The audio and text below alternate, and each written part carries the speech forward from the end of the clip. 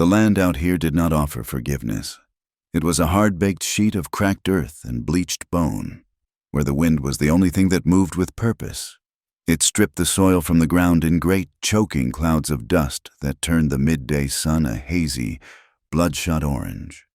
Rivers were just sad, pale scars winding through the plains, their beds choked with stones that had not felt the cool rush of water in a generation. The only sound that carried for miles was the lonely cry of a hawk or, more often, the distant, flat crack of gunfire. It was a sound so common it barely turned a head, just another part of the unforgiving rhythm of the frontier. Into this silence rode Eli. He sat his buckskin mare not with ease, but with a settled kind of permanence, as if he had been molded from the same dust and sun that shaped the canyons. He was a man in his late 30s, but the lines etched around his eyes and mouth spoke of a life lived twice as long. His hat was pulled low, shadowing a face that gave away nothing. He was known in the town of Redemption, though no one could say they knew him. He came in for supplies once a season, traded what he needed with few words, and rode back out to the lonely hills where he kept his ranch. He never drank at the saloon, never lingered for idle talk, and never, ever spoke of the life he'd lived before he came to this place. People learned to leave him be. There was a stillness about him that was not peaceful but coiled, like a rattler resting in the shade. He tied his horse, Bess, to the hitching post outside the general store, giving her a quiet pat on the neck that was more familiar than any handshake he'd offered a man. The boardwalk groaned under his weight. He moved with a heavy, deliberate gait, his eyes scanning everything without seeming to look at anything at all. He was halfway to the door when the stagecoach rattled into town, a lumbering, dust-caked beast pulled by 4 weary horses. It was an event that always drew a few curious onlookers, a brief interruption in the slow march of the day. Eli paused, his hand on the door, an unconscious habit of watching and waiting. The coach door swung open and a woman stepped out. She was the first thing he'd seen all day that didn't belong. Her traveling dress, a deep blue wool, was coated in a fine layer of ochre dust, but it couldn't hide the fine cut of the fabric. She was young, perhaps 20, with hair the color of dark honey pinned in a careful arrangement that was already beginning to surrender to the dry air. She clutched a small valise in one hand and a sealed letter in the other, holding it like a prayer book. Her eyes wide and the color of a summer sky, took in the raw, splintered face of redemption. There was a tremor in her posture, a nervousness that was plain to see, but beneath it was a spine of hope that held her straight. This was Clara, a mail-order bride, come to meet a man whose promises were contained in the paper and ink she held so tightly. She scanned the small crowd, her gaze flitting from one weathered face to the next, searching for the man who had written of a new life, of a home and a future under the vast, empty sky. His name was Mr. Blackwood. He'd described himself as a respectable landowner. His letters were sparse but polite. For Clara, they were a lifeline thrown across a continent, a chance to escape a past that was far more dangerous than any unknown future in the West. Before she could spot a man who matched the vague description in her mind, the world broke apart. The first gunshot was not distant this time. It was close, loud, and final. A man standing on the saloon porch crumpled without a sound. Then came the shouting, the thunder of hooves, and more gunfire. A half-dozen riders stormed down the main street, their faces hidden by dirty bandanas. They were not aiming for the sky. They were aiming for people. Panic erupted. The townsfolk, who lived with the background noise of violence, scattered like quail before a fire. Men scrambled for cover. Women screamed and dragged children into doorways. Sheriff Miller, a good man with a weary face, stepped out of his office, his Colt already in his hand. He got off one shot before 3 more from the bandits tore through him. He fell face down in the dust he was sworn to protect, and the last semblance of order and redemption died with him. Clara stood frozen for a heartbeat, the letter still clutched in her hand. The hope that had carried her 1,000 miles evaporated in a cloud of gunpowder smoke.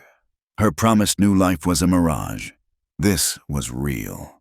A man on a paint horse galloped past, leaning down to snatch a woman's purse, his laughter ugly and loud. Clara's paralysis broke. She turned and ran, her fashionable boots clumsy in the deep dust. She had no destination, only a primal need to escape the noise and the dying. The livery stable loomed ahead, its wide doors offering a dark mouth of shelter. She ducked inside, her lungs burning. The air was thick with the smell of hay, manure, and animal sweat. It was dark, save for the columns of dusty light slanting through the boards. For a moment, she thought she was safe. She pressed herself into the corner of an empty stall, trying to quiet her ragged breaths, her heart hammering against her ribs like a trapped bird. But she wasn't alone. A shadow detached itself from the deeper gloom. It was one of the bandits, a big, grimy man with cruel eyes and a sour smell of whiskey on his breath. He grinned, showing a row of broken, stained teeth. "Well now," he rasped, his voice a low growl. "Look what we have here. A pretty little thing, all lost." Clara backed away until her shoulders hit the rough wood of the stall. There was nowhere else to go. She shook her head, unable to form words.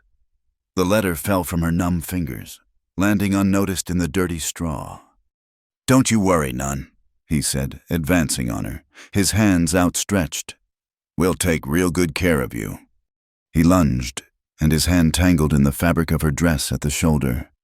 The wool ripped. Clara cried out, a thin, desperate sound that was swallowed by the chaos outside. His other hand reached for her, and she saw the glint of a knife in his belt.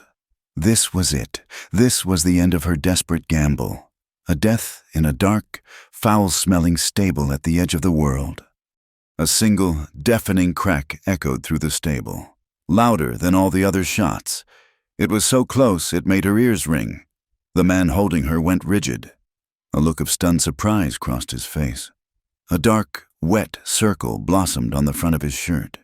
His grip loosened, and he slid down the wall, leaving a smear of red on the wood, before collapsing in a heap at her feet. Clara stared, her mind unable to process what had happened. In the stable doorway stood the silent man from the boardwalk. He held a rifle, a thin curl of smoke rising from its barrel. His face was unreadable, carved from stone. He wasn't looking at the dead man. He was looking at her. His eyes, the color of slate, were cold and assessing, taking in her ripped dress, her terrified face, the dead bandit at her feet. He had saved her, but there was no warmth in his expression, no comfort. There was only a grim acknowledgement of a thing that had to be done. He lowered the rifle. The sounds of gunfire and screaming still filled the street outside. He gave a slight jerk of his head toward the chaos. "It's not safe here." His voice was low and rough, like stones grinding together. It was the first time she'd heard him speak. He stepped back out of the doorway. He whistled sharply, and his buckskin mare trotted to him from across the street, miraculously unharmed. He swung himself into the saddle in one fluid motion. He looked down at her, still huddled in the stall. "Come with me," he said. It was not a question or an invitation. It was a command. Now. Clara didn't think. She simply obeyed. The instinct for survival that had made her run now made her move toward him. He leaned down, his arm surprisingly strong, and hauled her up to sit in front of him on the saddle. Her body was rigid with shock, her hands gripping the pommels so tightly her knuckles were white. He spurred the horse, not back into the main street, but down the alley behind the stable. They rode hard, away from the town. Clara risked one look back. Smoke was beginning to billow from the roof of the general store, black and oily against the pale sky. The town of Redemption was burning, the life she had imagined, the respectable Mr. Blackwood, the small home she had dreamed of. It was all turning to ash behind her. Tears streamed down her face, mixing with the dust and grime, but she made no sound. The ride was long and silent. The man, Eli, said nothing. He simply navigated the rugged terrain, pushing the horse through dry creek beds and up into the rolling, scrub-covered hills. The sun began to dip toward the horizon, painting the cruel landscape in shades of orange and purple. Clara's body ached. A bruise was blooming on her shoulder where the bandit had grabbed her.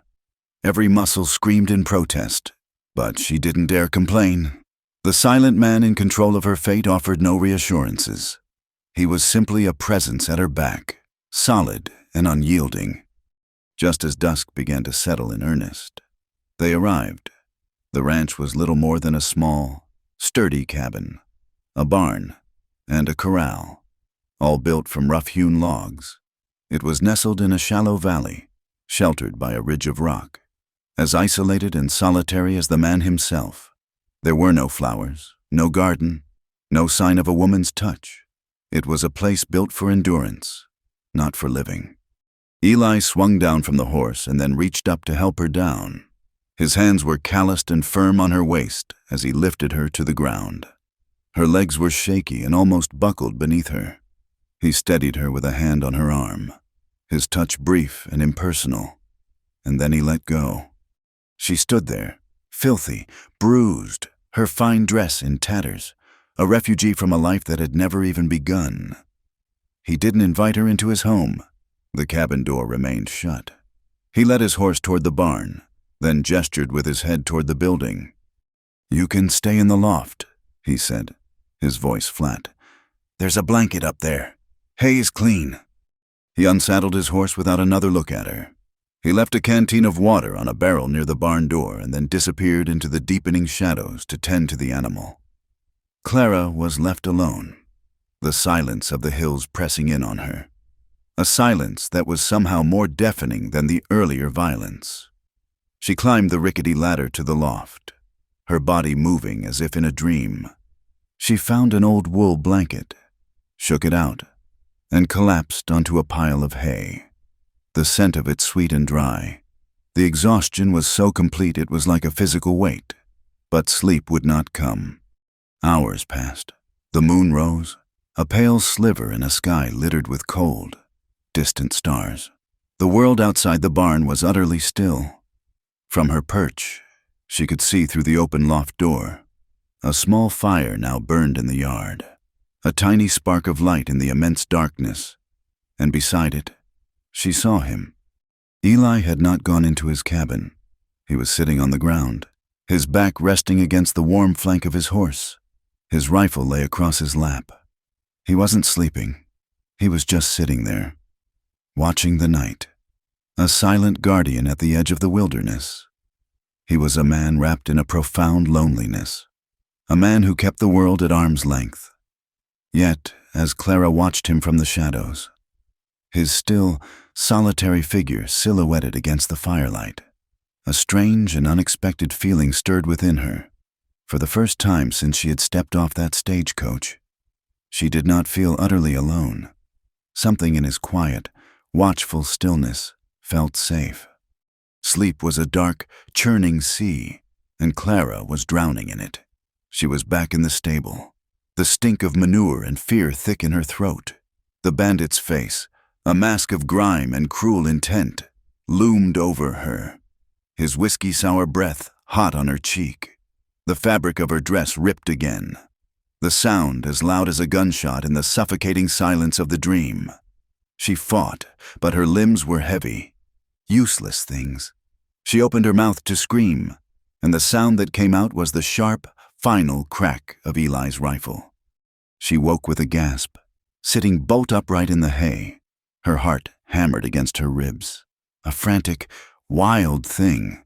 The loft was cold, the pre-dawn air carrying a chill that seeped into her bones. Shivering, she pulled the rough wool blanket tighter around her shoulders. The nightmare clung to her like a shroud, its phantom sensations leaving her skin crawling. She was safe, she told herself, but the words were hollow. Safety felt like a foreign country she had only read about in books. A sound, steady and rhythmic, cut through the quiet.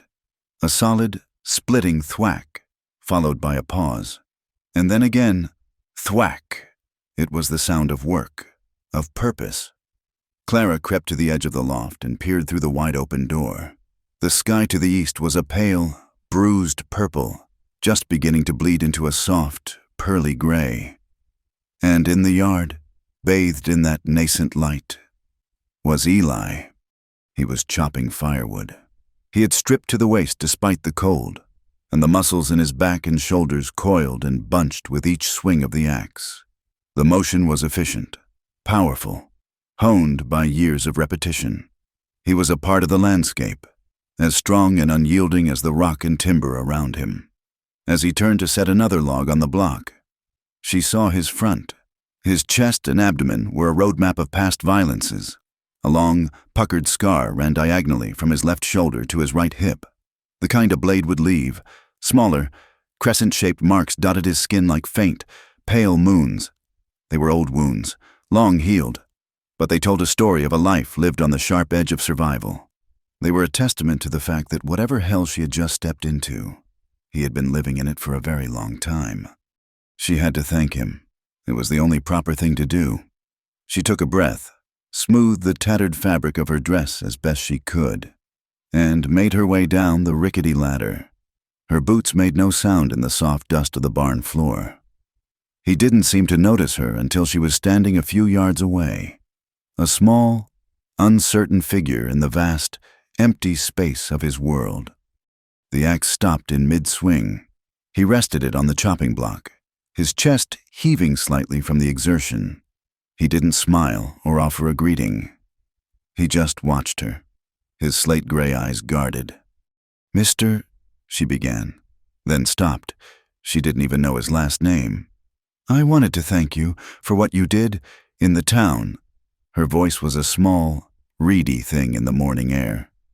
He gave a slight, almost imperceptible shake of his head, dismissing her words before they had fully settled. "You were in trouble," he said, his voice a low rumble. It was not an act of heroism in his mind, merely a fact, an equation that had to be solved. He picked up his shirt from a nearby fence post and pulled it on, hiding the map of his past from view. He was closing a door she hadn't even realized was open. He gestured toward the cabin's small, covered porch. A tin basin sat on a stump, steam gently rising from it. Beside it was a small, rough-spun towel and a sliver of lye soap. "There's water." He then nodded toward a tin plate on the edge of the porch, holding a few strips of dried meat and a piece of hard, unleavened bread. "Eat." And with that, he turned back to his work, picked up the axe, and began to split logs again. The conversation was over. He had provided for her immediate needs, cleanliness and sustenance, and in his mind, that was the end of it. Clara stood for a moment, feeling foolish and dismissed. She had expected. She didn't know what she had expected. A kind word, perhaps. A question about who she was or where she was meant to go. But he offered nothing. He was a wall of silence and scars. She took the basin, her pride stinging. She would not wash in the open, under his silent, indifferent gaze. She carried it around the side of the barn to a small, trickling stream that fed his water trough. The privacy was a relief. She knelt on the damp earth and dipped her hands into the warm water. It felt like a baptism. She scrubbed at her face and hands, watching the grime of the journey and the horror of the attack turn the water a murky brown. She worked a small lather with the harsh soap and washed her arms and neck, her skin tingling from the cold air and the strong lye. As she cleaned herself, she thought of the lies, the beautiful, carefully constructed lies that had brought her here. She had presented herself to the marriage agency as Clara Mae Thompson, a respectable seamstress from a good family in Ohio, orphaned and seeking the security of a husband. The truth was far uglier. Her name was Clara Mae Sullivan, and her father was not a dead hero but a living monster, a drunkard who had sold her into a marriage contract with a vicious factory owner in Boston to pay his gambling debts. The man she was to marry was old, cruel, and had buried 2 wives already. The letters from Mr. Blackwood, a man she had never met, promising land and a new beginning, were not a choice but an escape rope she had grabbed in desperation. She had stolen her father's savings, a pitifully small amount, bought a ticket west, and invented a new identity, praying the distance would be enough to erase the old one. Now, even that lie was gone, burned to cinders in a town called Redemption. She was nobody, bound for nowhere. The days that followed fell into a strange, silent rhythm. Eli seemed to notice things about her that she didn't realize she was revealing. He saw how she flinched and her eyes darted toward the hills whenever a horse galloped too fast, or he accidentally dropped a piece of firewood with a loud bang. He must have seen that she never once stepped foot inside the cabin, choosing to eat her meager meals on the porch steps and retreating to the solitude of the barn as soon as she could. The small, enclosed space of a room felt like a trap, like the stable. He never asked her why. Questions were not his way, but his actions spoke a language of their own. On the 3rd morning, she came down from the loft to find that he had moved a simple rope cot from a dusty corner of the barn and set it up inside the cabin, near the stone hearth. It was a silent invitation, a concession. He was acknowledging her fear of enclosed spaces by giving her a place near the room's only door, a clear line of escape. On the small, rough-hewn crate he'd placed beside it sat a pitcher filled with fresh, cool water from the stream. Next to it was a small, unlabeled bottle of dark oil. She uncorked it and sniffed. It was olive oil, likely what he used to clean his rifle or condition the leather of his saddle, but placed there, next to the pitcher, it was a clear offering for her tangled, dry hair and chapped skin. This quiet, practical kindness was more shocking, more profound than any words of comfort could have been. That night, she slept on the cot inside his cabin. He did not.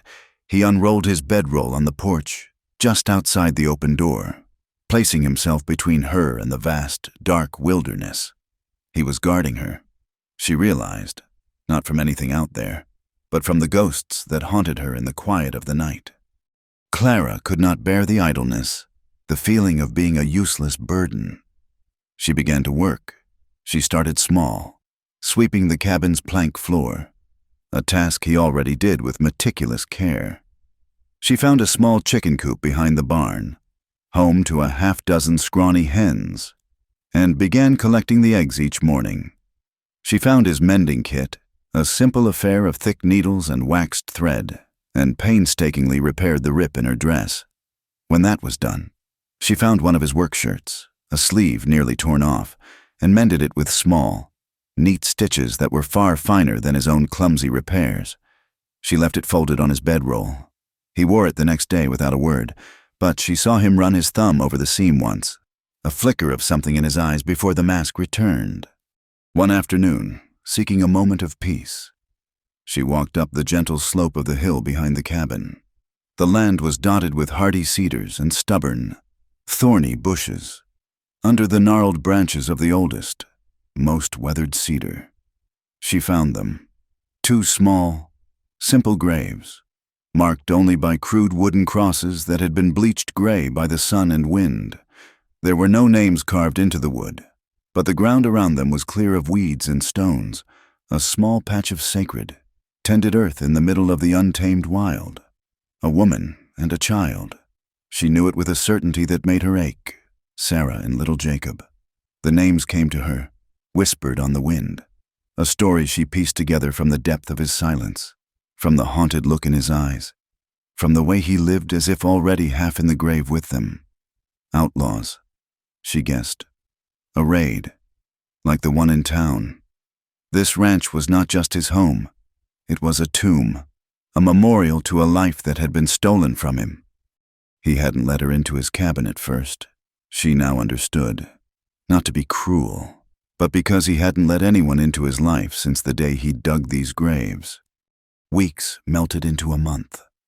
Clara grew stronger. The terror receded from a constant roar to a dull, persistent ache. The unforgiving sun had browned her skin, and the hard work had put calluses on her soft hands. She felt more real, more solid than she had in years. The silence between her and Eli became less a void and more a shared space. It was filled with the sounds of her humming as she cooked, the steady beat of his axe, the cluck of the chickens, the sigh of the wind through the pines. It was the language of their life together, a life neither of them had chosen. One hot afternoon, she went to the woodpile near the side of the cabin to gather kindling for the dinner fire. She reached for a promising piece of dry pine, her fingers brushing against the rough bark. A sound, a dry, papery shiver, stopped her cold. It was a sound that bypassed the ears and went straight to the blood. A primal warning passed down through generations. A rattlesnake. It was coiled in the shade beneath the woodpile, not 2 feet from her hand, its triangular head raised, its black tongue flicking out to taste the air. Its tail was a blur of motion, the sound a chilling, insistent buzz. Clara froze, every muscle in her body locking up. She couldn't scream, she couldn't breathe. Her mind was a white, blank sheet of terror. The snake's lidless eyes stared at her, ancient and cold. A blur of motion, an explosion of sound right next to her head that made her ears ring and her body jerk. The snake's head disintegrated in a spray of dust and gore. Its body whipped and thrashed in its death throes. A gruesome, headless dance. Eli stood 5 feet away, his Colt still smoking in his hand. The speed of it was terrifying. He had seen the danger, drawn, aimed, and fired in the space of a single frantic heartbeat. Before she could even process what had happened, he was on her. He dropped the pistol and grabbed her by the shoulders, yanking her back from the still writhing snake. His grip was like iron, his fingers digging into her flesh. He was trembling, not with the lingering adrenaline of the kill, but with a deep, violent tremor that seemed to shake his entire frame. It was a raw, uncontrolled fear, far more terrifying than the snake had been. He wasn't looking at her. He was looking through her, at a memory she could not see. "You shouldn't be out here alone," he said, his voice a raw, ragged rasp. It was more than a warning. It was an accusation, a plea, a cry of old, unhealed pain. His face was pale beneath his tan, his eyes wide and haunted. They were closer than they had ever been. She could feel the heat of his body, the frantic beat of his heart through his shirt. She could smell the faint scent of gunpowder, sweat, and something else. Something that was just him, the smell of pine and dust and loneliness. In that moment, seeing the terror in his eyes, she understood that his fear was not for her safety, but a fear born from a loss so profound it had hollowed him out. And a strange, powerful feeling rose in her. She was not afraid. "I'm not afraid of you," she whispered, the words barely audible. She meant them as a reassurance, a bridge across the chasm of his grief. But he heard them as a trespass. Her words pierced through the storm of his memory and struck something vital. He flinched as if she had slapped him. The wild, haunted look in his eyes vanished, replaced by the familiar, impenetrable mask of stone. His jaw tightened, a muscle jumping in his cheek. He released her so abruptly she staggered back a step. Without another word, without another look, he turned and walked away. He bent down, picked up his gun, and continued toward the barn. His back ramrod straight, each step a deliberate retreat from the precipice of emotion they had just stood upon. He was shutting the door again, locking it, and throwing away the key, leaving her alone by the woodpile, her heart pounding. The dead snake a silent, bloody reminder of the violence that was always waiting, and the man who was determined to face it alone. The world had shrunk to the size of the ranch. Its borders were the rocky ridge to the north and the dry creek bed to the south. Its sky was the vast, indifferent blue above. Its population was 2 silent people who orbited each other like solitary planets, their days governed by the sun and the steady, quiet rhythm of work. The violent memory of redemption had begun to feel like a dream, a story that had happened to someone else. Then, one blistering afternoon, The outside world came to them. It arrived in a cloud of dust and jingling harnesses. A weathered wagon pulled by two sway-backed mules. The man at the reins was Silas Croft, a traveling merchant who made a lonely circuit through the remote homesteads once every few months. He was a small, wiry man with a face like a dried apple and an inexhaustible supply of gossip, which was as vital a commodity as the flour and coffee he sold. Eli met him in the yard, his stance neutral but watchful. Clara stayed on the porch, half hidden by the shadow of the roof, her hands twisting in the fabric of her mended dress. "Eli, you old hermit," Silas chirped, his voice a welcome, if jarring, intrusion into the silence. "Still breathing. I see. Good, good. Got a fresh supply of Arbuckle's coffee that'll put hair on your chest." Eli nodded, his gaze flicking from the merchant to his wagon. "Need salt and flour." "Got it all," Silas said, climbing down from his seat. He caught sight of Clara then, and his eyebrows shot up into his hairline. "Well now, don't tell me you've finally gone and found yourself some proper company. It's a miracle." Eli's face gave away nothing. "She's helping out for a spell." The words were flat, offering no room for questions. But Silas was not a man easily deterred by a stone wall. As Eli inspected a sack of flour, Silas ambled over to the porch, wiping his sweaty brow with a red bandana. "Terrible business in Redemption, Miss, just terrible. You hear about it? A whole gang of them rode in and shot the place to pieces. Killed Sheriff Miller right there in the street." Clara's stomach clenched into a tight, cold knot. She could only nod, her throat too dry for words. "A real shame," Silas continued, shaking his head. "And the worst of it is, they got away clean, the whole lot of them. Disappeared back into the hills. There's a new sheriff over from Junction City, a hard man by the name of Kane. He's putting a posse together. Swears he'll hunt every last one of them down and see them swing." The world, which had seemed so distant, was suddenly right there, breathing down her neck. A posse, men with guns, scouring the hills, asking questions. What if they came here? What if one of them recognized her from the stagecoach?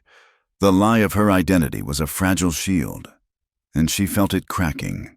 The bandit Eli had killed in the stable. What if they thought she was involved? Her panic was a physical thing, a cold wave that threatened to pull her under. She gripped the porch railing to keep from swaying. Eli must have seen it.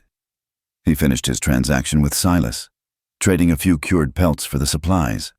He walked the merchant back to his wagon, his quiet presence a clear signal that the visit was over. As Silas clucked at his mules and rattled away, Eli turned back to her. He came and stood at the bottom of the porch steps, looking up at her. The harsh afternoon sun carved deep shadows into his face. "They won't find you," he said. It wasn't a guess, it was a statement of fact. "But the posse," she whispered, her voice trembling. "They're looking for them. They'll be everywhere." "This place is not on their maps," he said, "and I know these hills better than they do." He paused, his gaze unwavering. "They won't get near you again." It was a promise, as solid and real as the stone foundation of the cabin. It did little to quell the frantic beating of her heart, but it was an anchor in the swirling tide of her fear. He was telling her that he would stand between her and the world. The next morning, he made a decision. After their silent breakfast, he took down the rifle that rested on pegs above the hearth. "Come on," he said, and started walking. She followed him without question. He led her away from the ranch, up a winding, rocky path she had never taken before. They walked for nearly an hour, until they came to a place where the earth fell away into a deep, secluded canyon. The walls were sheer rock, layered in shades of red and brown. It was a place of profound silence, where any sound would be swallowed by the stone. He stopped and handed her the rifle. It was heavier than she'd imagined, the wood smooth and cool, the steel barrel smelling faintly of oil and power. "You need to learn," he said simply. "I can't be everywhere at once." He set up a target, an old, dented tin can, on a rock ledge about 50 yards away. Then he came to stand behind her. "Stock goes here," he said, his voice low, his hand briefly touching her shoulder to guide the rifle butt into place. The touch was impersonal, instructive, but it sent a jolt through her, a current of warmth that had nothing to do with the sun. "Keep both eyes open.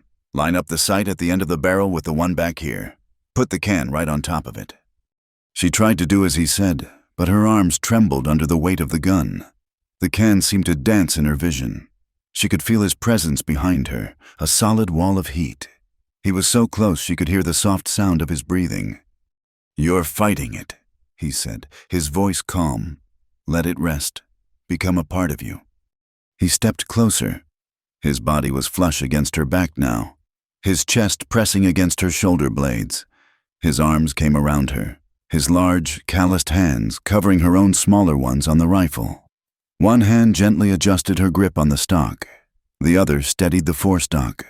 His cheek was near hers, and she could feel the faint, rough scrape of his day-old beard when she turned her head slightly. "Breathe out," he murmured, his voice a vibration that traveled through her whole body. "Slowly, and when the air is all gone from your lungs, you squeeze. Don't pull." Her heart was hammering. She couldn't breathe at all. The scent of him, sun, leather, and clean sweat, filled her senses. The world narrowed to the feeling of his hands over hers, the solid weight of his body against hers, the whisper of his voice in her ear. The tin can was a distant, irrelevant speck. She was acutely aware of every point of contact between them, of the strength in his arms, the steady rhythm of his heart against her back. She squeezed the trigger. The explosion was a violent shock wave, a deafening roar that ripped through the canyon's silence. The rifle kicked back hard, jamming into her shoulder, and she cried out in surprise. The bullet kicked up a puff of dust a good 10 feet to the left of the can. He stepped back immediately, the connection broken. The air felt cold and empty where he had been. "Again," he said, his voice once more flat and distant. They stayed there for hours. He was a patient teacher, his instructions concise and clear. He never touched her like that again, but the memory of it lingered, a phantom warmth on her skin. Slowly, her trembling subsided. She learned to control her breathing, to manage the rifle's weight, to squeeze the trigger with a steady pressure. Finally, late in the afternoon, she fired, and the tin can jumped into the air with a satisfying ping. A small, shaky smile touched her lips. When she looked at him, he gave a single, curt nod. In his world, it was the highest praise. That night, they sat by the fire outside the cabin. The failed raid and the posse seemed a world away again, kept at bay by the canyon walls and the weight of the rifle she now knew how to use. A comfortable silence settled between them, punctuated by the crackle and spit of the burning cedar. Clara watched the flames dance, her shoulder aching pleasantly from the rifle's recoil. The question had been sitting on her tongue for weeks, a small, fragile thing. Tonight, she felt brave enough to let it go. "Eli," she said softly, not looking at him, "why did you never marry again?" He was quiet for so long she thought he hadn't heard her, or had chosen to ignore the question. He stared into the fire, his profile hard and unforgiving in the flickering light. When he finally spoke, his voice was rough, scraped raw by memory. "No woman," he said, his words slow and heavy, "should have to share a grave with ghosts." The answer was so full of pain, so stark in its finality, that it stole the air from her lungs. She saw it then, his life, a long, empty hallway, haunted by the smiling specters of a wife and child he could not let go of. He lived with them every day, ate with them, slept with them. There was no room for anyone else. But she wasn't anyone else. She was a ghost of a different sort, a woman who had shed her own life to come here. She understood haunting. She turned to look at him directly, her gaze steady. "Not all of us are afraid of ghosts," she said quietly. His head snapped toward her, his eyes locking with hers across the flames. She saw a flicker of something in their depths. Surprise, shock, maybe something more. She had not offered pity. She had offered understanding. She had walked into his haunted house and announced that she was not afraid to live there. Before he could answer, a low rumble echoed through the hills. A cool breeze suddenly kicked up, swirling the campfire smoke. The sky, which had been clear and starry moments before, was now thick with dark, bruised-looking clouds that had rolled in from the west. The first fat drop of rain hit the dust with a sizzle, then another, and another. Within seconds, the heavens opened up. They scrambled for the shelter of the porch as the rain came down in a torrential, blinding sheet. The fire hissed and died, plunging them into a darkness broken only by brilliant, jagged flashes of lightning. They sat on the top step, soaked and shivering, the roar of the downpour making conversation impossible. A fork of lightning split the sky, illuminating the yard in a stark, blue-white light. In that brief, silent moment, Eli looked at her. The rain had plastered her thin cotton dress to her body. The lightning's glare revealed the curve of her waist, the swell of her hips, the distinct lines of the corset beneath the soaked fabric. It was a fleeting, accidental intimacy, a glimpse of the woman's form she kept hidden beneath layers of propriety. She shivered, a violent, uncontrollable tremor from the cold and the sudden, charged awareness that passed between them. He saw the movement. He lifted his hand, slowly, as if it weighed 1,000 pounds. He touched her arm, just once, his fingers brushing against her wet skin. His touch was hesitant, gentle, a question and a statement all at once. It was not the instructive touch of the shooting lesson. This was different. It was the touch of a man, hesitant and full of a longing he had kept buried for years. Then, as quickly as it had come, it was gone. He pulled his hand back as if he'd been burned, his whole body going rigid. He stood up abruptly and went to the far end of the porch, turning his back to her, staring out into the roaring, black curtain of the storm.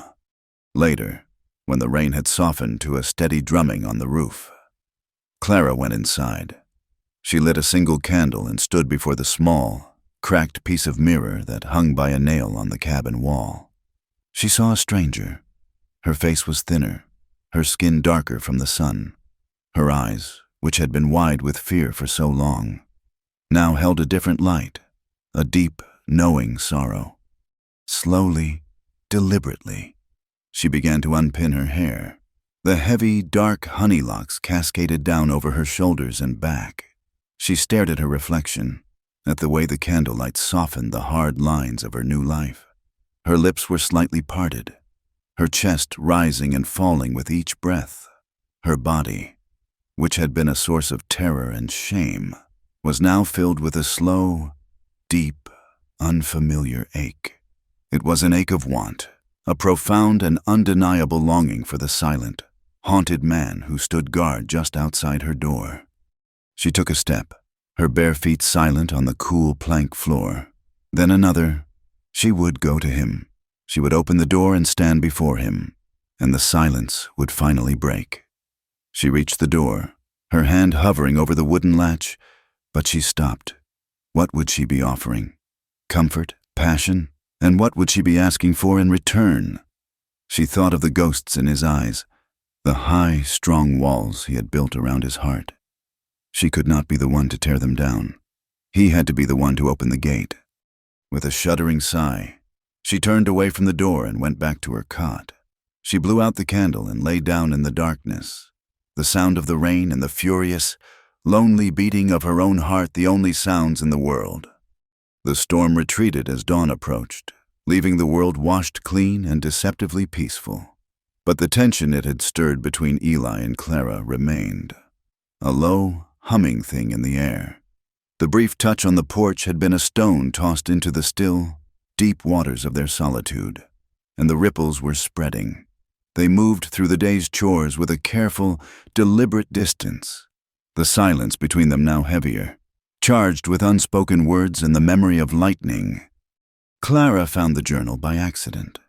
She had gone to the barn to fetch a burlap sack, needing to patch a tear in the chicken coop's roof. In the far corner of the loft, tucked away beneath a stack of stiff, dusty hides, was an old wooden trunk. It was not locked. A deep-seated curiosity, a longing to understand the man who held her life in his hands, compelled her. She lifted the heavy lid. The trunk was mostly empty, save for a few bundled baby clothes, a small pair of worn leather shoes, and a leather-bound book. She knew what it was before she even touched it. The cover was soft and worn, the name Zara embossed in faded gold lettering. Her heart gave a painful thud. This was a violation, a trespass into the most sacred and private corner of Eli's grief. She should have closed the lid and walked away, but she could not. She sat in the dusty shafts of light filtering through the barn boards and opened it. The pages were filled with a delicate, looping script. It was a woman's soul, poured out in ink. Sarah had written not of grand events, but of small, quiet moments. She wrote of the way the morning sun crested the eastern ridge, of the smell of the pines after a rain, of the profound, aching beauty of the harsh land she had come to love. She wrote of Eli. She described his quiet strength, the rare, shy smile that he saved only for her, the way he could soothe a spooked horse with a gentle word and a steady hand. Her love for him was a living thing on the page, so potent it made Clara's throat tighten. "He does not speak of his feelings," Sarah had written, "but I see them. I see them in the way he mends a fence as if it were the most important task in the world. I see them in the way he watches our Jacob sleep, his hand hovering over our son's hair, afraid to touch for fear of waking him.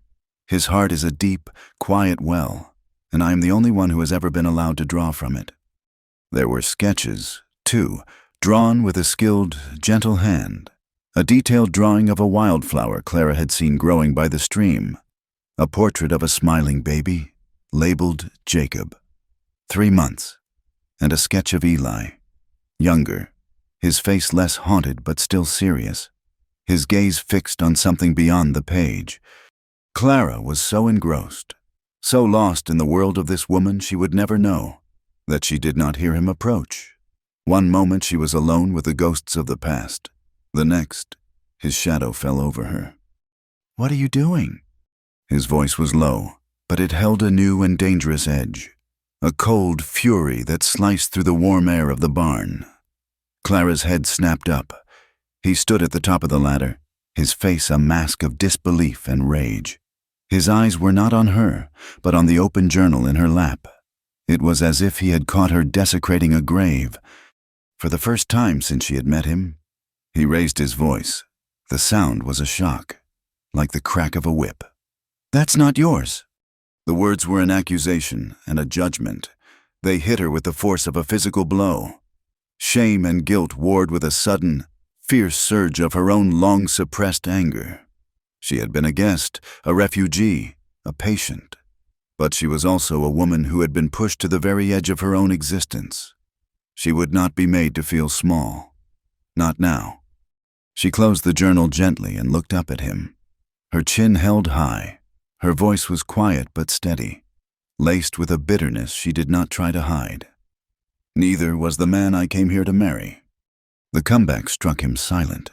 It was a truth so unexpected, so raw, it completely disarmed his anger.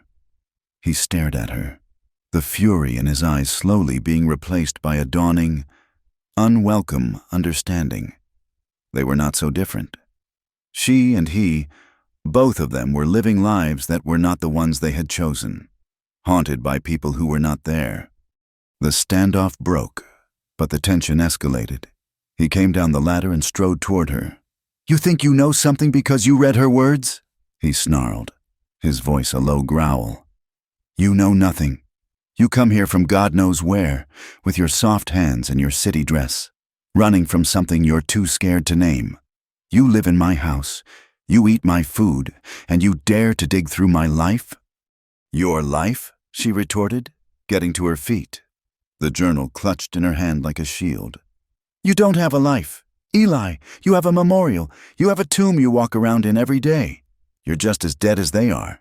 You hide behind your grief because it's easier than trying to feel anything else."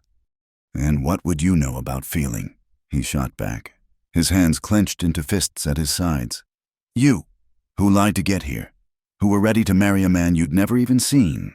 What kind of woman does that? What are you? Who are you?" His question hung in the air, sharp and cruel. It was the question she had been asking herself every day.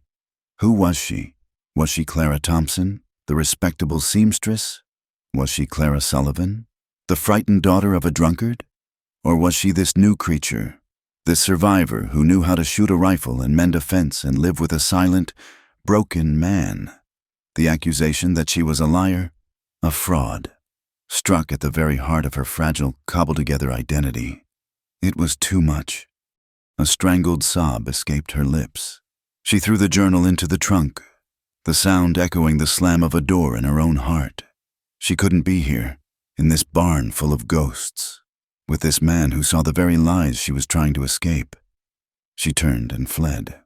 She ran out into the open, heedless of where she was going. The sky had turned a bruised purple again, the air thick and heavy with the promise of another storm. She ran until her lungs burned and her legs ached, stumbling over rocks and through thorny bushes, the tears streaming down her face. She was running from him, from herself, from the suffocating weight of a past she could not outrun and a future she could not see. He found her hours later. The storm had broken again, a wild, furious tempest of wind and rain. She had taken shelter beneath the gnarled branches of an ancient cedar tree on a high ridge overlooking the ranch. She was huddled at its base, soaked to the skin, her body racked with deep, shuddering sobs. She was no longer crying for the loss of a life she never had, or for the fear of the bandits. She was crying for the loss of herself. He approached slowly, his heavy footfalls masked by the roar of the storm. She looked up as he came to a stop before her, a tall, dark shape against the lightning-streaked sky.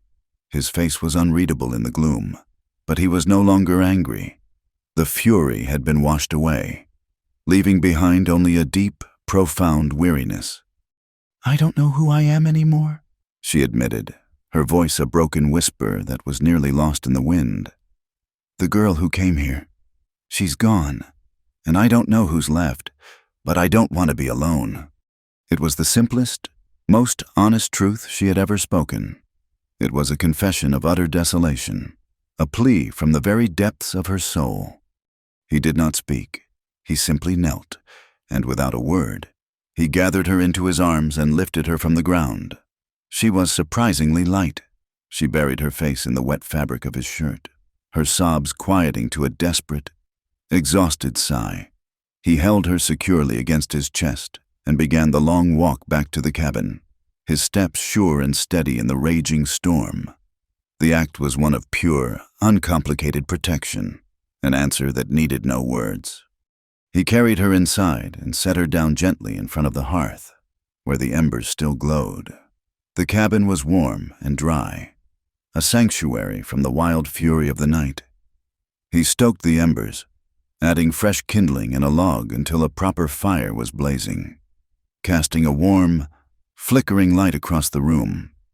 He handed her a dry blanket, his fingers brushing against hers, and then turned away to give her privacy. But she did not wrap herself in the blanket. She stood there, dripping and shivering, watching his back as he stared into the flames. The argument had shattered the walls between them. Her flight had broken her own pride, and his silent, gentle rescue had been an act of forgiveness. All the pretenses had been stripped away. All that was left was the raw, aching truth of two lonely people in a room. Slowly, deliberately, she began to undress. Her fingers, clumsy with cold, fumbled with the buttons of her soaked dress. The wet fabric fell away, pooling at her feet. She untied the laces of her corset, the stays sighing as they released her, and let it drop. She stood before the fire in nothing but her thin, damp chemise, her skin glowing in the firelight. Then, with a deep, shuddering breath, she let that fall, too. She stood before him, completely bare, her body slender and pale, marked by the faint lines of her corset and the small, fading bruises from her ordeal in town. She was not offering a temptation. She was offering a surrender. This was her, with no lies, no fine dresses, no invented histories, just a woman, vulnerable and real. Eli turned, as if sensing the shift in the room. He saw her, and he froze. His eyes widened, taking in the sight of her, the firelight dancing on her skin, her long hair a damp curtain around her shoulders. He looked like a man seeing the sun for the first time after a lifetime in a cave. Her voice, when she spoke, was a tremor in the quiet room, a sound so fragile it seemed it might break. "You can touch me now." The words hung in the air. An invitation, a release. It was permission to cross the final, most terrifying border between them. He hesitated, his body rigid, his hands clenched at his sides. She saw the war in his eyes, the ghosts of his past rising up to warn him away, warring with the desperate, undeniable longing of a man who had been starved of human warmth for far too long. The ghosts were strong, but the living, breathing woman in front of him was stronger. He took a step forward, then another. He stopped just before her, so close she could feel the heat radiating from his body. He raised a hand, his fingers trembling with a restraint that was more powerful than any passion. He gently cupped her face, his calloused thumb stroking her cheekbone as if she were made of spun glass. Then he kissed her. It was not a kiss of hunger, but of profound, aching tenderness. It was a kiss full of whispered apologies for his harsh words and for all the pain the world had dealt her. It was a kiss of desperate yearning, a drowning man finding air. She leaned into him, her arms wrapping around his neck, her body molding against his. His hands, those strong, capable hands that knew only the axe, the reins, and the rifle, finally reached for her. They moved over her back, her waist, her hips, with a trembling reverence, learning the shape of her, memorizing the feel of her skin. He picked her up and carried her the few feet to his bed, laying her down on the simple wool blankets. Their lovemaking was as gentle and as intense as the storm outside. It was a slow, quiet discovery, a silent conversation in a language of touch and breath. It was a healing, a desperate attempt by two broken souls to piece each other back together, to find a moment of grace and solace in a world that offered none. Afterward, she curled against his chest, her head nestled in the hollow of his shoulder. The storm had passed, leaving behind only the soft, steady drumming of rain on the roof. He stroked her hair, his movements slow and rhythmic, his other arm holding her tight against him. She felt a sense of peace so profound it was almost painful. She drifted off to sleep, feeling safe for the first time in her life. But Eli did not sleep. He lay there in the darkness, staring at the ceiling, his eyes wide open, holding the warm, living weight of her in his arms. He was listening to the sound of her soft breathing, feeling the steady beat of her heart against his ribs, and grappling with the terrifying, wondrous fact that he was no longer alone with his ghosts. The morning after the storm was a quiet revelation. A fragile, unspoken truce had been forged in the crucible of anger and surrender. The silence that had once been a wall between them was now a shared space, comfortable and filled with a new, tender awareness. When Clara woke, tangled in the blankets of his bed, he was already up, but he had left a tin cup of hot, steaming coffee on the crate beside her. When she emerged from the cabin, she saw him mending a harness, but he stopped his work to watch her, a look in his eyes she had never seen before, a quiet, protective warmth that made her feel, for the first time, truly seen. They spoke little, but their movements wove a new domestic pattern. She cooked breakfast, and he ate it at the small table inside the cabin, a first for him. She hummed a half-forgotten tune as she worked, and he did not retreat from the sound but seemed to lean into it. The ghosts of his past were still there, their presence a faint, sorrowful ache in the corners of the small home. But they were no longer the only inhabitants. A fragile intimacy was taking root in the hard, unforgiving soil of the ranch. A wildflower pushing its way toward the sun. This delicate peace was shattered by the sound of approaching horses. It was not one rider, but several, their hoofbeats a drumroll of intrusion. Eli was on his feet in an instant, his body tense, his hand instinctively moving toward the pistol he now wore holstered at his hip.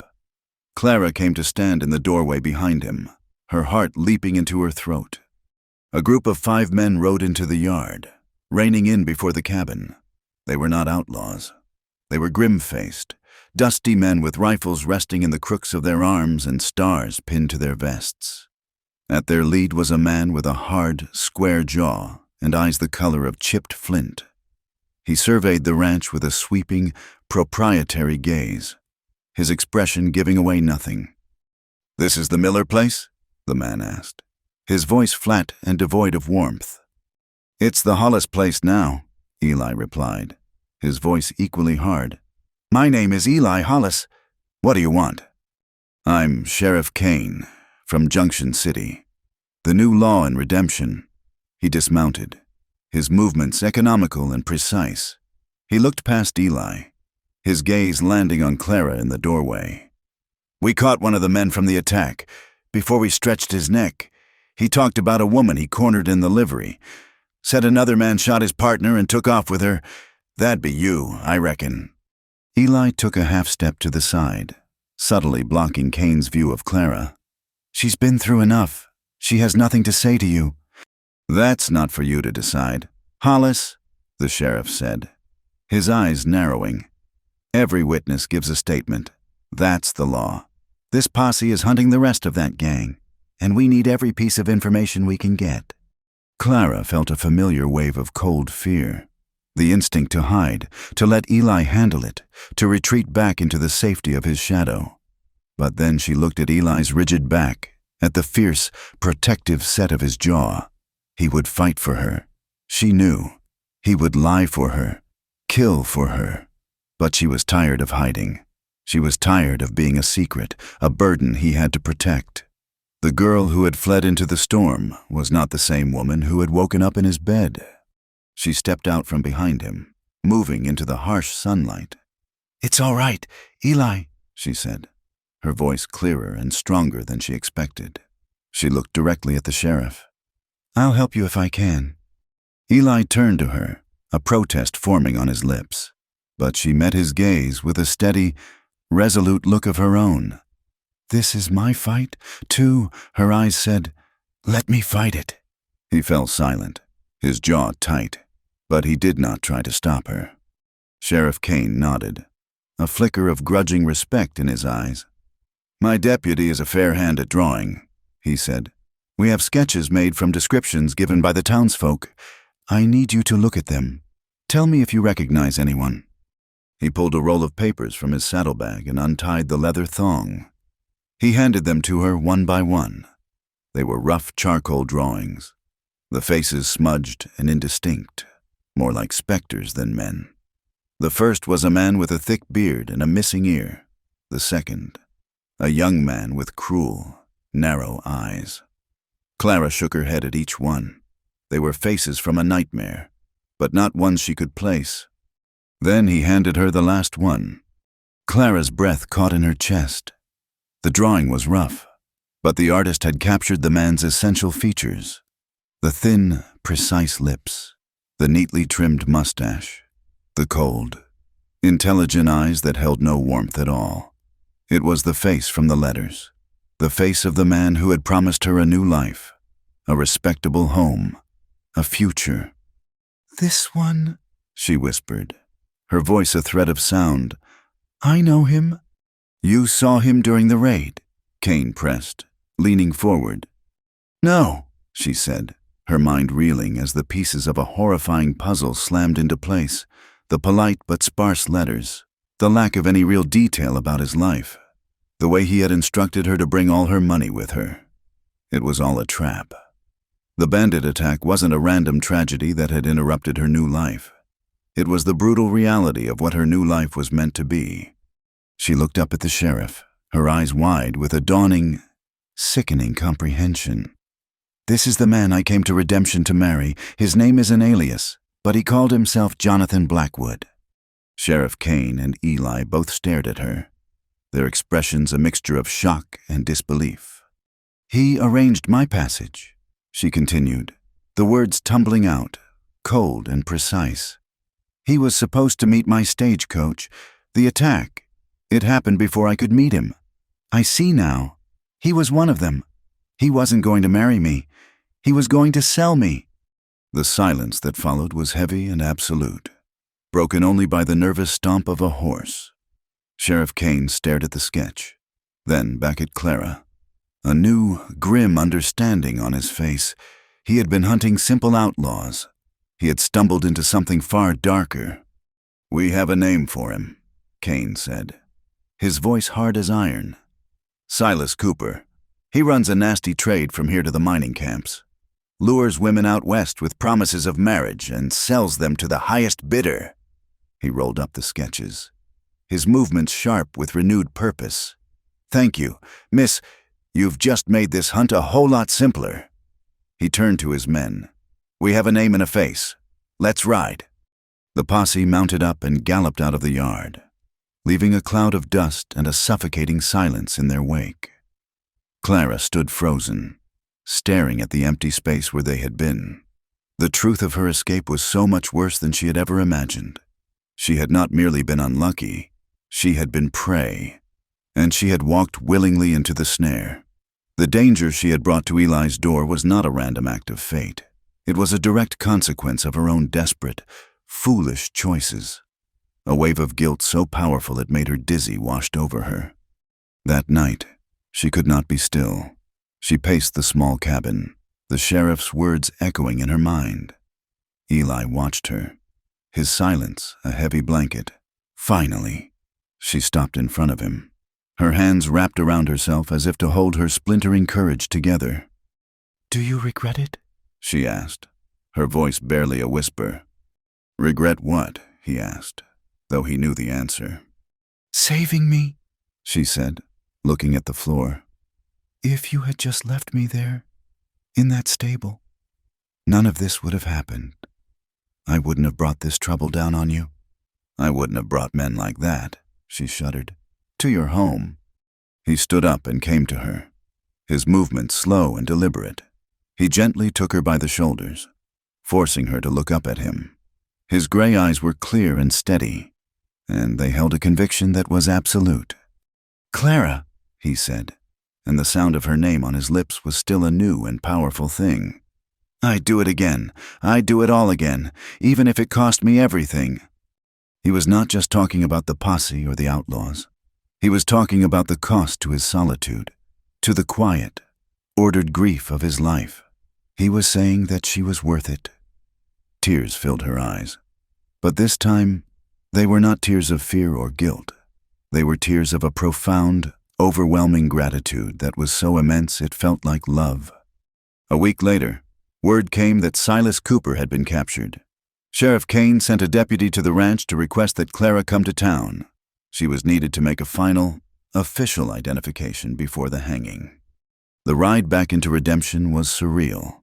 The town was no longer a symbol of her shattered dreams, but a place she was returning to with Eli at her side. The gallows had been erected in the center of the street, a stark, ugly skeleton against the blue sky. A crowd had gathered, their faces a mixture of grim satisfaction, morbid curiosity, and pious judgment.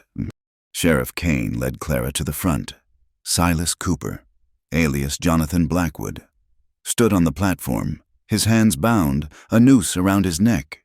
He looked smaller in person, less formidable, but his eyes were filled with a cold, reptilian hatred.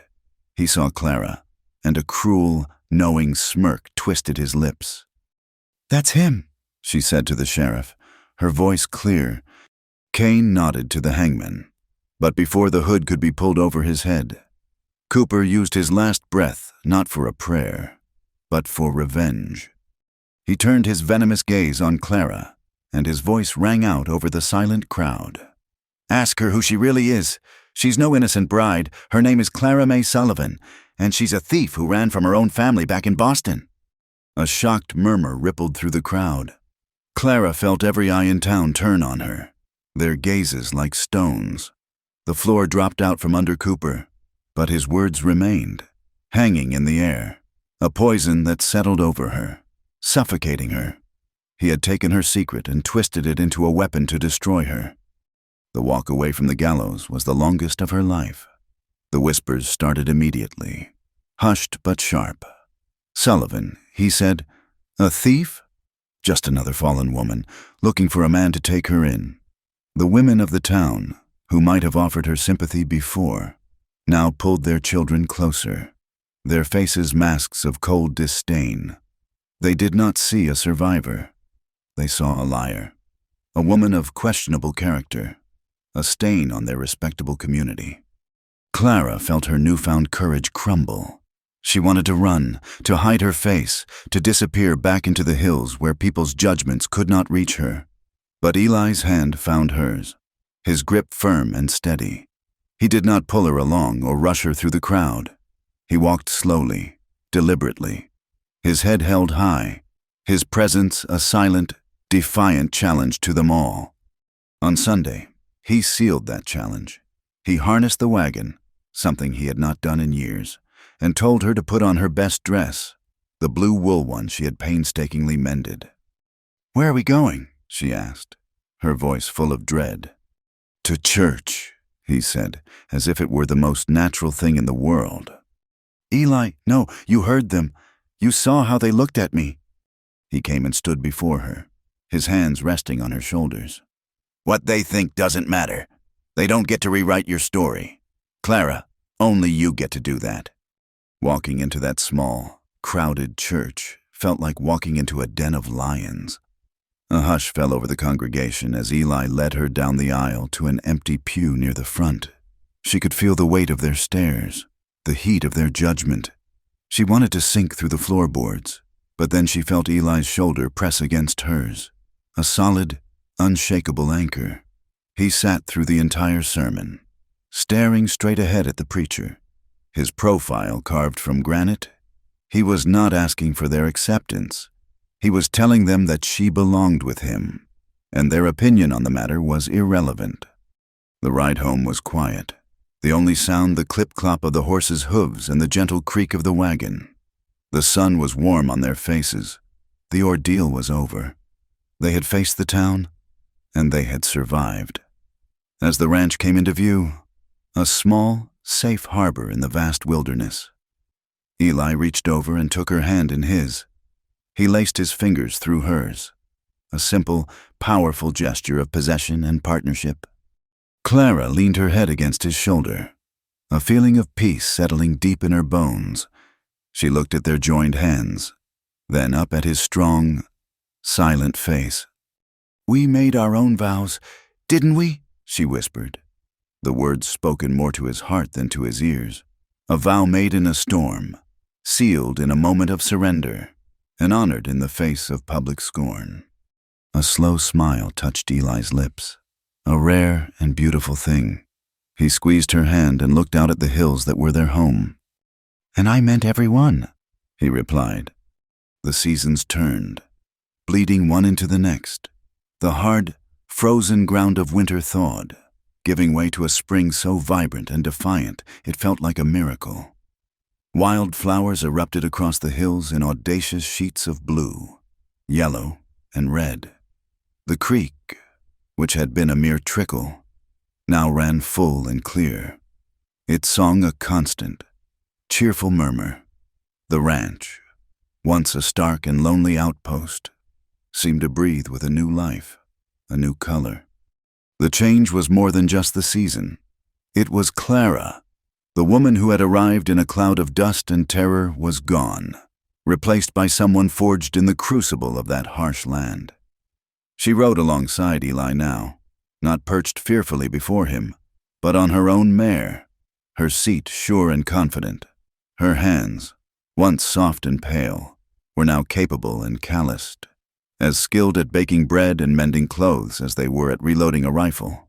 The hunted look in her eyes had been replaced by a clear, steady gaze, and she smiled. It was a revelation, the way her face would transform with a genuine, easy smile when one of the chickens did something foolish, or when Eli, in a rare, unguarded moment, would say something dryly funny. Their intimacy was no longer a fragile, newborn thing, but a deep, quiet river that ran through the heart of their lives. It was in the shared glances across the dinner table, the easy way she would hand him a tool before he asked for it, the steady presence of his body next to hers in the dark of the night. The ghosts of his past had not vanished, but their mournful whispers had been softened by the sounds of a living, breathing present. Yet, beyond the sanctuary of their valley, the world had not forgotten. In redemption, the whispers about the Sullivan woman had settled into a hard, cold prejudice. The women would still offer Clara tight, thin smiles in the general store, but their eyes were wary. She was an outsider, a woman with a story, and in a town that valued simple, unblemished histories. She remained a curiosity they held at arm's length. One day, the mail rider brought a letter. It had traveled a long way, its paper soft and thin from the journey, the postmark from a world away. Boston. It was from her younger sister, Martha. Clara's hands trembled as she opened it. For a moment, she was 17 again, planning her desperate escape, leaving her sister behind with only a hastily scribbled note of apology. The letter was short, its words a mixture of worry and accusation. "Dearest Clara," it began. "A man returned to Boston from the West and brought news. He spoke of a hanging in a town called Redemption, and of a woman named Clara May Sullivan. He said terrible things, that you were involved with outlaws, that your name was spoken from the gallows. I have prayed it is not you, but my heart is sick with fear. Please, tell me it is not true. Tell me you are safe and married to the good man you wrote of." The letter was a stone, dragging her back down into the cold, dark waters of her past.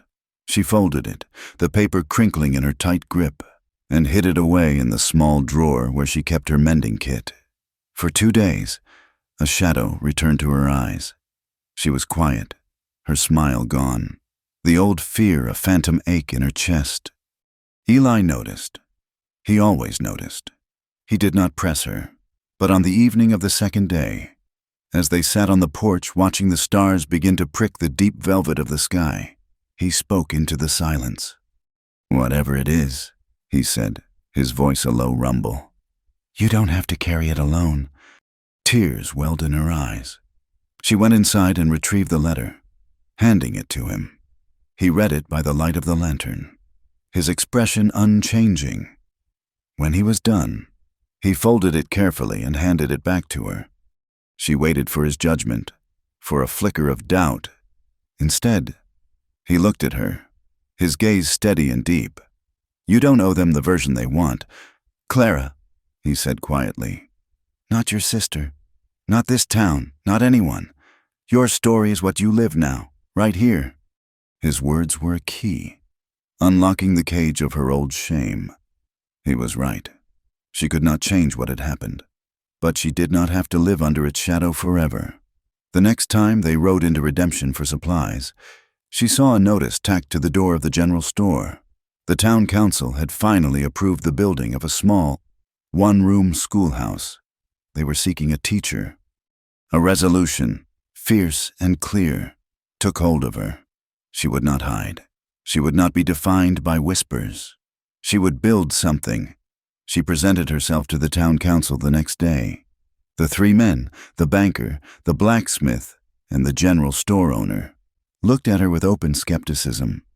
"You, Mrs. Hollis?"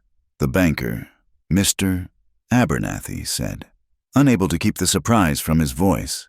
The use of Eli's name was new, but it had become the accepted way to refer to her. "I can read and write," Clara said, her voice even. "I am proficient in arithmetic, and I want to make sure the girls of this town have the same chance to learn as the boys." Her proposal was audacious. Most schools in such remote places focused only on the boys. The idea of teaching girls to do more than stitch a quilt or read a Bible verse was revolutionary. They hesitated, but there were no other candidates. Reluctantly, they agreed to a trial period. The first few weeks were a trial indeed. Only a handful of mothers allowed their daughters to attend. The other women of the town watched her from a distance, their faces closed and suspicious. But Clara was patient. She was kind. She taught the girls not just their letters, but their worth. She read them stories of brave women, taught them how to calculate sums so they could not be cheated at the market, and encouraged them to speak their minds. Slowly, cautiously, the tide began to turn.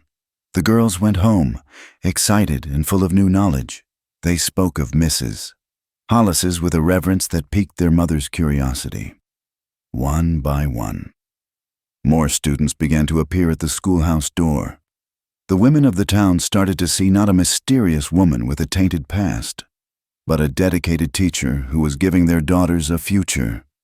The cold nods in the street warmed to genuine greetings. Mrs. Miller, the sheriff's widow, even stopped her by the church to offer her a jar of peach preserves. It was a small gesture, but it felt like the signing of a peace treaty. Clara was, at last, becoming a part of the community she was helping to build. One evening, she stayed late at the schoolhouse, helping a young girl named Sarah finish a difficult reading lesson. By the time they were done, dusk had fallen, painting the sky in shades of deep orange and violet. She walked the girl home, then started back toward the edge of town where Eli was waiting with the wagon. The street was mostly empty, the lights from the saloon spilling a yellow, boisterous path across the dust. As she passed a dark alley, a man stepped out, blocking her path. He was a stranger, a drifter she'd seen lingering around the saloon, his face unshaven, his eyes holding a mean, drunken glint. "Well now, looky here," he slurred, a smirk on his face. "It's the famous schoolteacher, the little fallen angel."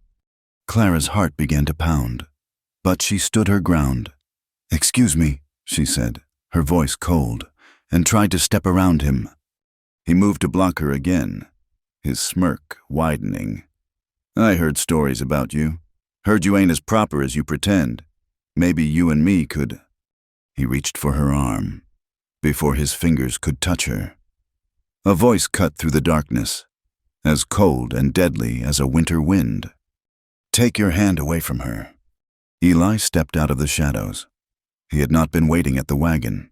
He had been watching, a silent, unseen guardian.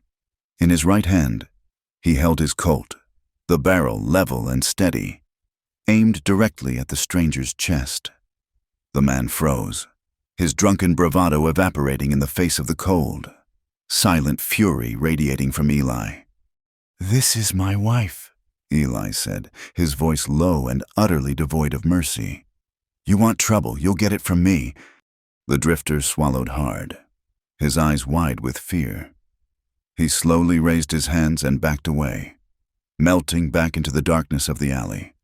Eli did not lower the gun until the man was long gone. Then he holstered it and turned to Clara.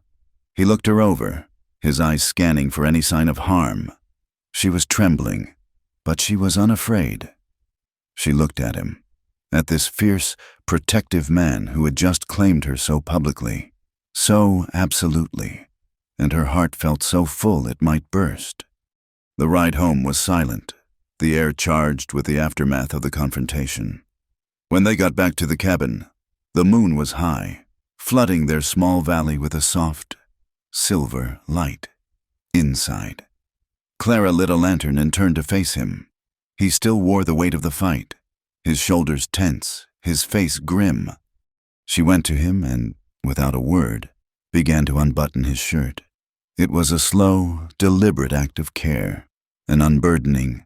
She pushed the rough fabric off his shoulders, her fingers tracing the old, silvered scars that mapped his skin. "You saved me again," she murmured, her lips brushing against his chest. He put his hands on her waist, pulling her close. "Always," he whispered into her hair. He kissed her then, a deep, searching kiss that was full of the fierce, protective passion he kept so carefully guarded. He lifted her into his arms and carried her to the bed. He undressed her slowly, his gaze full of a love so profound it made her ache. He kissed her belly, her hips, the faint, pale scars of her own life that he had come to know as his own. And when they came together, it was with a wild and joyous intensity, a fierce, untamed love-making that was a celebration of everything they had survived. There was no hesitation, no fear, no ghosts between them. There was only the solid, living truth of their two bodies, their two souls, finally and completely intertwined. The days that followed were the most peaceful of Clara's life. The town had heard the story of Eli's confrontation with the drifter. His words, "This is my wife," had spread like wildfire. They were a declaration that no one dared to question. She was no longer the Sullivan woman. She was Mrs. Hollis. She belonged. One evening, as the sun began its slow descent, casting long shadows across the land, Clara stood on the porch, a soft shawl wrapped around her shoulders. She watched Eli out in the corral, mending a section of fence. He moved with the same steady, deliberate purpose that he applied to everything, his strong back a familiar and comforting sight. A gentle breeze stirred the air, carrying the scent of pine and damp earth. She placed a hand on her belly, a gesture that was becoming both unconscious and frequent. Beneath her palm, she felt a faint, gentle flutter, a secret, hopeful stirring, a new life, conceived in love and forged in the heart of this wild, unforgiving land. She smiled, a slow, serene smile that reached the very depths of her soul. She whispered the words into the wind, an offering to the vast, silent hills that had witnessed their struggle and their triumph.